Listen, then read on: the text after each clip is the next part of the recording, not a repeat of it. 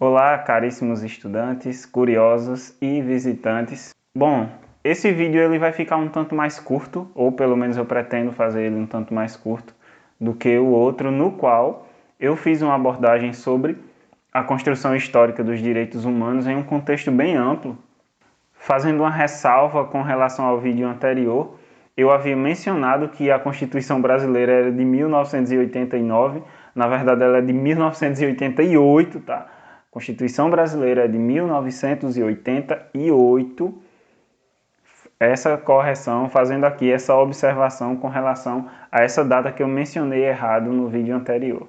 Quando a gente discute direitos humanos em uma perspectiva dentro da biologia ou a partir da perspectiva biológica, fica impossível a gente fugir do tema da eugenia. A eugenia ela é uma doutrina que basicamente prega que você pode melhorar ou deve melhorar uma espécie através da seleção de alguns indivíduos e a eliminação de outros. Na verdade, a gente nem sabe bem quando os criadores começaram a perceber que, selecionando dentro de um rebanho, por exemplo, animais que tinham características desejáveis e deixando de outro lado animais que tinham características que os criadores consideravam indesejáveis, com base nisso era possível, ao longo do tempo, produzir raças animais com aquelas características desejadas. No caso dos animais, essa seleção gerava raças. No caso das plantas, eram geradas as chamadas variedades. A gente usa uma terminologia diferente para cada caso. Para animais são produzidas raças e para plantas são produzidas variedades. Antigamente não se sabia muito bem como era o mecanismo pelo qual as características eram herdadas. Mas se sabia que muitas características dos organismos elas eram transmitidas de geração em geração. Há pouco mais de 150 anos atrás, o monge Gregor Mendel ele conseguiu dar um passo muito importante. Ele fazia experimentos de cruzamento entre variedades de ervilhas e percebeu que algumas características, como a cor da semente, por exemplo, elas obedeciam sempre uma certa proporção. Em certos cruzamentos, uma característica aparecia em 50% dos casos. Em um outro tipo de cruzamento, aparecia em 25% dos casos. E observando esses números, ele percebeu que existiam regras pelas quais as características iam sendo passadas. Estudando mais a fundo a matemática dessas regras, Mendel percebeu que existiam unidades biológicas que eram transmitidas de geração em geração e que levavam essas características herdadas, que a gente chama de características hereditárias, de uma geração a outra. A partir daí, Mendel havia fundado uma ciência revolucionária que é a genética. Mendel solucionou esse problema e isso foi um grande avanço no conhecimento, embora tenha levado muito tempo para que o seu trabalho fosse reconhecido. Na verdade, Mendel nem foi reconhecido pela sua grande descoberta em vida. O trabalho dele só passou a ser valorizado a partir de uma discussão que surgiu entre outros pesquisadores, que foram Correns e De Vries, mas que a gente não vai discutir aqui agora.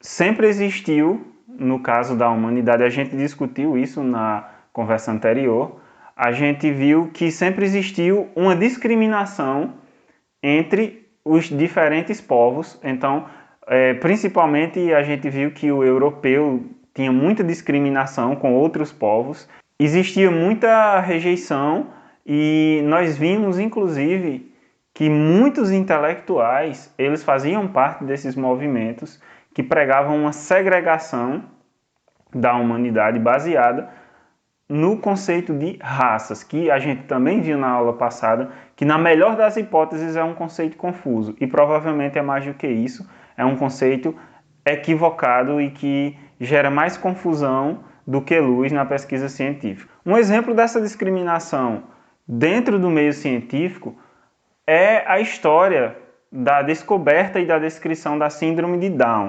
A síndrome de Down é uma síndrome relativamente conhecida e ela é gerada por um problema genético, por uma alteração na combinação dos cromossomos? Bom, na nossa espécie nós temos 46 cromossomos que são organizados em 23 pares. E a síndrome de Down, ela é caracterizada pela trissomia do par 21, ou seja, no 21º par de cromossomos, ao invés de a gente ter simplesmente um par, 2 cromossomos, a gente tem 3. A gente tem esse problema em decorrência da não disjunção desses cromossomos durante a meiose. Quando os cromossomos dos 23 pares deveriam ter sido separados, eles deveriam ter segregado adequadamente durante a formação dos gametas das células germinativas. Isso não ocorreu em um determinado gameta, e ao invés desse gameta conter apenas um cromossomo de um determinado par, ele contém 2. E a partir daí, na fecundação, é formado um embrião, não com 46 cromossomos, mas com 47. O embrião, ele se forma com a trissomia no par 21, ou seja, ao invés de ter 2 pares, ao invés de ter 2 cromossomos no par 21, a gente tem uma situação em que são 3 cromossomos no par 21. Alterações cromossômicas são alterações genéticas muito grandes, porque não é uma simples mudança no código genético de uma letra, de uma base, não. Qualquer cromossomo, ele é formado por um filamento de DNA enrolado em proteínas. Proteínas, um tipo específico de proteína chamado de histonas. Então, geralmente, os cromossomos eles representam uma porção muito grande do nosso código genético, da nossa informação genética. Quando existe uma alteração a nível de cromossomo, essa alteração ela gera muitos sintomas. No caso específico da síndrome de Down ocasionada pela trissomia do cromossomo 21, ela vem acompanhada de cerca de 300 sintomas, incluindo um certo déficit cognitivo, ou seja, essa doença ela gera um retardo no desenvolvimento cognitivo, no desenvolvimento mental das pessoas que são acometidas por essa doença, por essa síndrome, na verdade, porque ela é um conjunto vasto de sintomas. Esses sintomas estão em torno de 300 sintomas. Quando John Langdon Down descreveu essa síndrome, naturalmente ele não a chamou assim, e ele chamou essa síndrome por um termo bem estranho.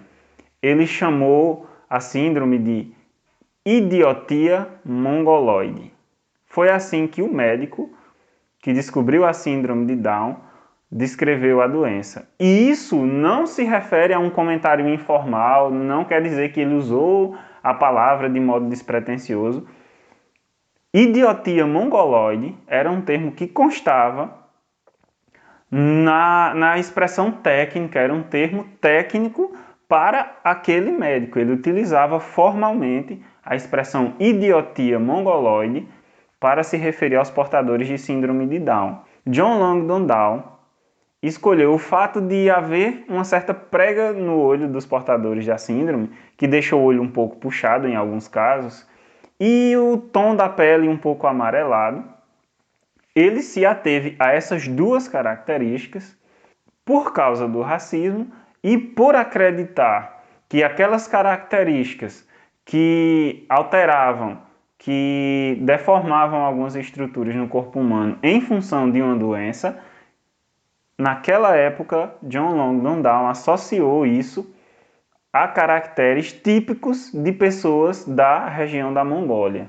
Como esses povos brancos da América do Norte e da Europa, eles consideravam asiáticos, africanos, latinos como povos intelectual e moralmente inferiores, ele também associou a deficiência cognitiva que vem junto dos sintomas da síndrome de Down, ele associou esse problema com a ideia que só existia na cabeça dessas pessoas extremamente racistas de que a capacidade intelectual dos outros povos eram bem inferior.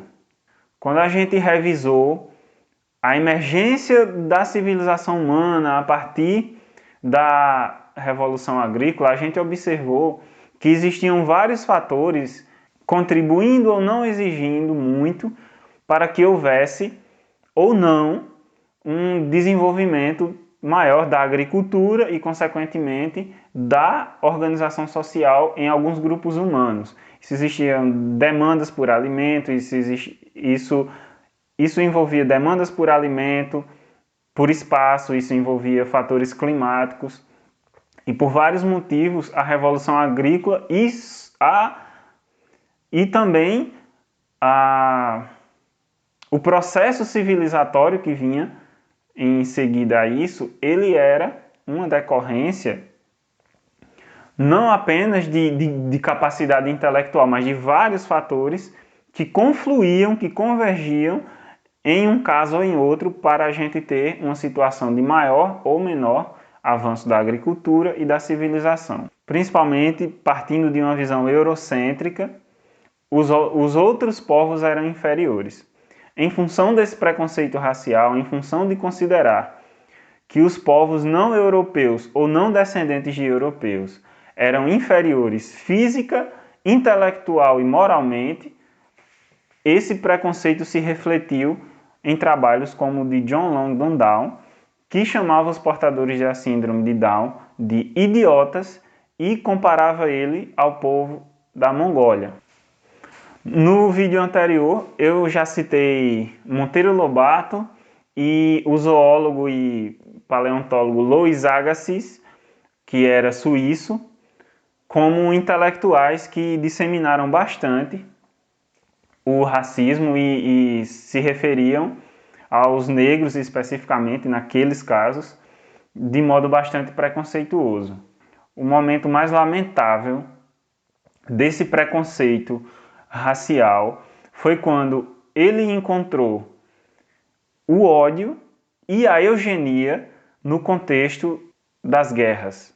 Os nazistas, eles pretendiam restaurar um alemão ideal que eles imaginavam que existisse e que para isso eles deveriam eliminar todas aquelas pessoas que não correspondiam àquilo que eles chamavam de raça ariana, que era uma suposta raça que, segundo os ideais nazistas, iria representar o alemão típico e o alemão puro.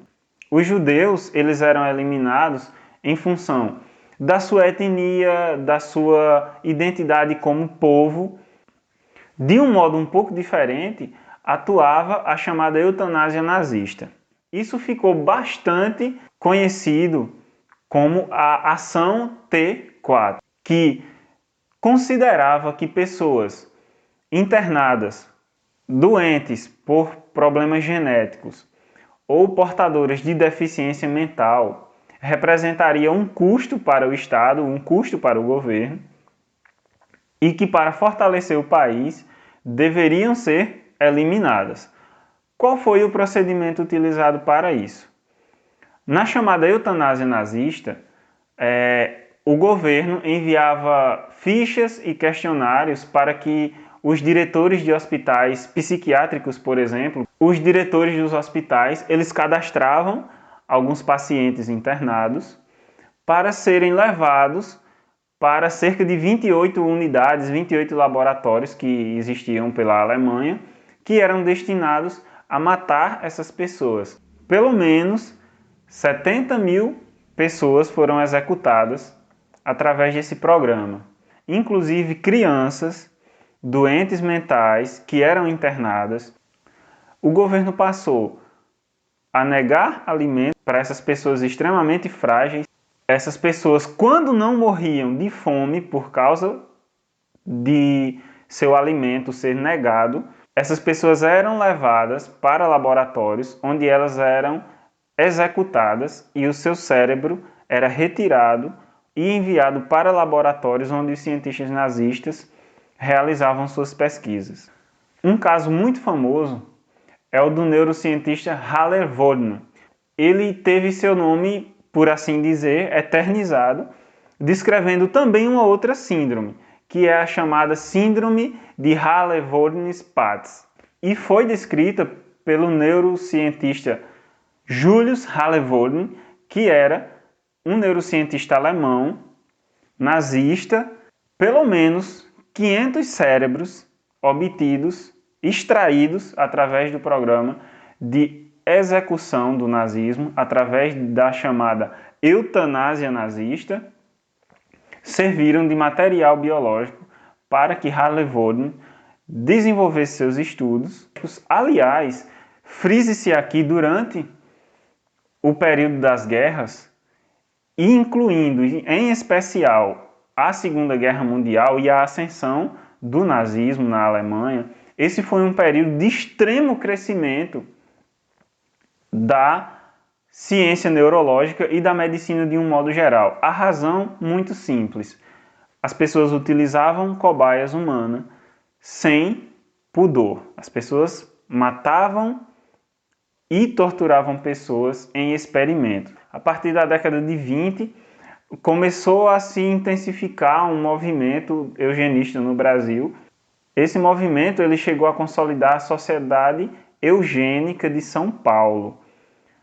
Essa sociedade, embora fosse a Sociedade Eugênica de São Paulo, ela envolvia eugenistas muito importantes, não apenas de São Paulo, mas também no Rio de Janeiro. Vital Brasil, que é um nome importantíssimo da sorologia, da bacteriologia no Brasil, do Instituto Butantan, ele fez parte da Sociedade Eugênica de São Paulo.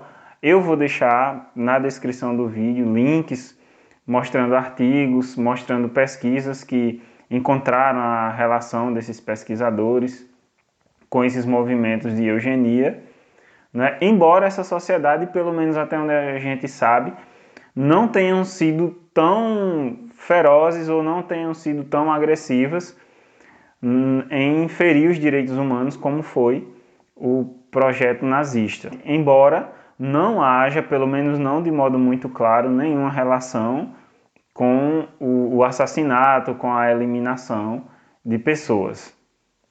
E, encerrando essa discussão sobre os direitos humanos, cabe aqui a gente relembrar que esse processo de reconhecimento dos direitos humanos, ele é muito antigo e se intensificou após esses atos gravíssimos de desrespeito no período das guerras mundiais.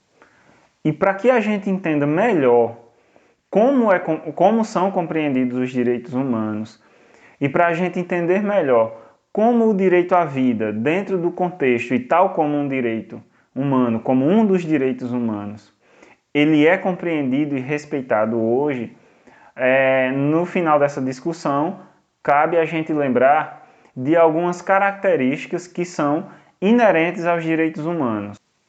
Eu listei aqui algumas dessas características e eu vou comentar uma a uma.